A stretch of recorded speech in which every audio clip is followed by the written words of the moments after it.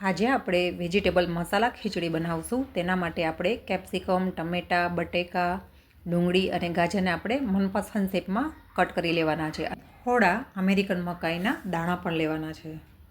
હવે એક બાઉલમાં આપણે ચોખા, મગની દાળ અને તુવેર દાળ લેવાની છે. હવે આ ત્રણેય દાળને આપણે ચોખ્ખા પાણીથી ધોઈ લેવાના છે.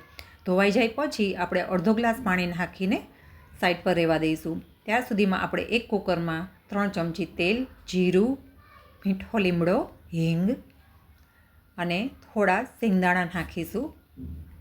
હવે તરત જ સમારેલું બધું વેજીટેબલ આપણે એડ કરી દઈશું.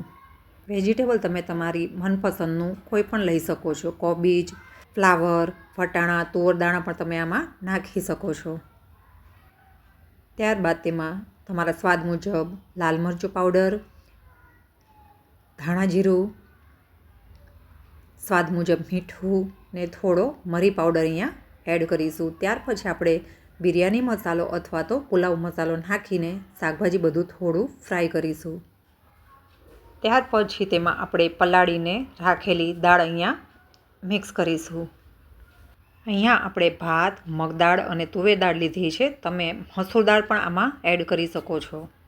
દાળ તમે તમારી મનપસંદ કોઈ પણ તમે લઈ શકો છો. હવે 1 ગ્લાસ પાણી નાખીને આપણે કુકરને 3 સીટી વગાડી લઈશું.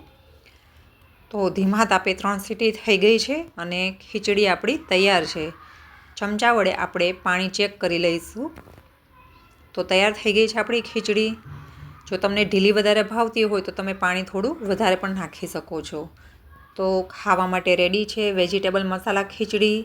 જોતાં જ તમને ખ્યાલ આવી જશે કે ખીચડી આપણી કેટલી છૂટી અને યમી બની છે.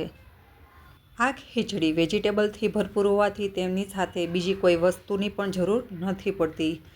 આ ખીચડી સાથે આપણે ડુંગળી અને કેરીનું કચુંબર સર્વ કર્યું છે અને છાશ સાથે ખૂબ જ સ્વાદિષ્ટ લાગે છે. આ ખીચડી પ્રોટીનથી ભરપૂર હોવાથી સ્વાદની સાથે હેલ્થ માટે પણ ખૂબ જ સારી છે. તો તમે પણ આ ખીચડી ઘરે જરૂરથી ટ્રાય કરજો. Thank you for watching.